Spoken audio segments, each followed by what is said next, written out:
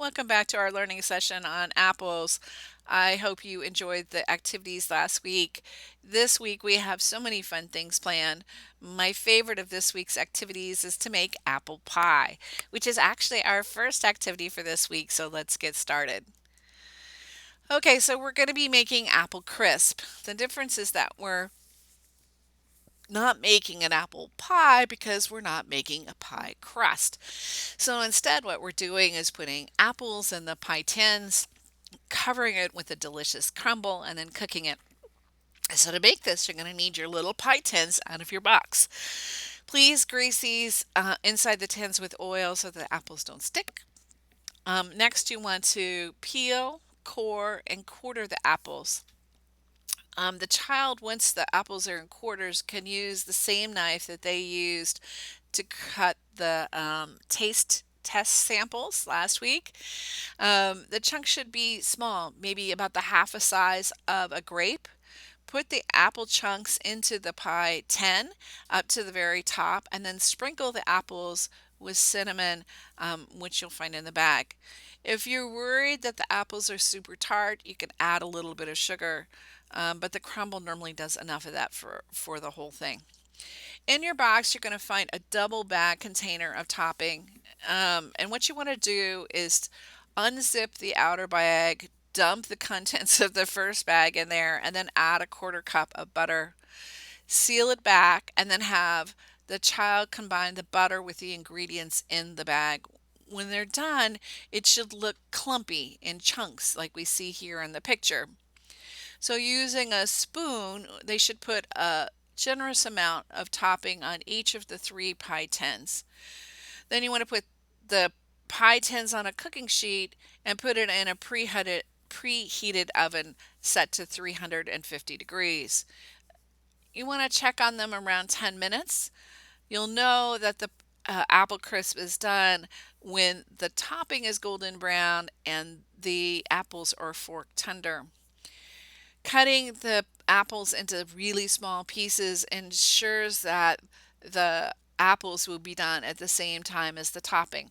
But if your topping gets done first, don't worry, just put a little bit of foil on top of it to prevent it burning, and you want to serve it warm. It is so delicious. I hope you guys enjoy it. Well, if you haven't done any lacing or sewing for a while, so we had a couple requests to include it because it's a really fun activity. So we've made an apple lacing activity. In your box, you're going to find a paper plate with the number 6 on the back. We have attached a string to one of the holes and a needle to the other side. We got some questions last time about lacing, which I wanted to kind of chat about.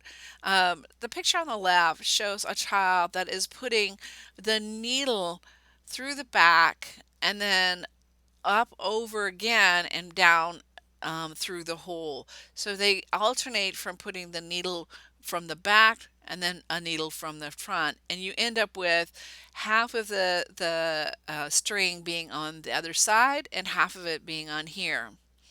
The picture on the right shows a child in the last few stitches by always putting the needle in through the top. And what you end up with is the thread actually folding over the edge of the bottom. Okay, there's not really a right way to do this. Whatever your child has chosen is right. But basically, what we're talking about is two different stitches. At some point, when they've mastered whatever their stitch is, you can show them the other one. I hope you enjoy the lacing. It's actually really fun. This is activity number 7, and it's called Smoosh Painting. This painting technique involves scattering dots of paint all over the paper. And from there, it's definitely an individual choice about what happens next. I personally made 3 of these paintings because it was so fun. The first one, I used the technique showed in the first picture. I put my paper down and put the paint on top of it, and then I placed the wax paper on top of it and then used my fingers to move the paint around. With the next masterpiece that I created, I dribbled paint on the paper and then moved the paper, the wax paper around and ended up with kind of a smear kind of look, which was really fun. And then the last picture that I dribbled paint and then used a roller on top of the wax paper, which was really cool because I ended up with these long swatches of stuff. I am sure whatever your child will find new ways to do things beyond the ones that I came up with. And we certainly want to see all those different ways and the pictures that have resulted. So please post, should be really great fun. In your box on activity number 8, you're going to find two alphabet trees that look kind of like this. And in a bag, you will also find lowercase letters, pom poms, and a clothespin. There are a number of ways to do this game. One is that you could take the lowercase letter and put it on top of the matching correspondence uppercase letter, like we're seeing here on the tree. Or you can find the uppercase letter and put a pom-pom on it with your clothespin to indicate that you'd found it. And then put the corresponding letter on the tree. Or you can call out the letter and have them put a pom-pom on the tree. Which way did your kid like best? We want to next time recommend the top favorite. Well, this includes our activities for this learning session. We hope that your family enjoyed our apple exploration learning session, which I actually really enjoyed. Maybe it was the pie.